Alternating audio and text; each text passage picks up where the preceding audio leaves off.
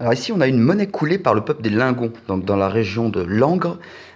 Si vous regardez bien, vous avez un trait vertical qui sépare en fait deux têtes qui sont représentées de tête bêche. Alors je vais partir de la partie droite de ce trait. Donc ce trait a au milieu un point, c'est un petit peu le point de symétrie des deux têtes.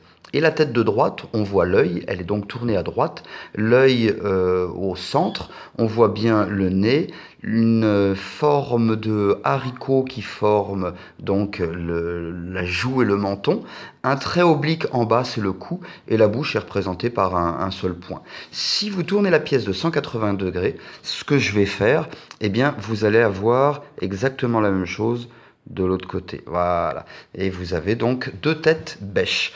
Alors, il serait un peu rapide de rapprocher donc cette représentation du Janus romain. En effet, certaines sculptures celtes ont déjà représenté de tels dieux. Par exemple, la statue en pierre bicéphale de Roquepertus dans le sud de la France.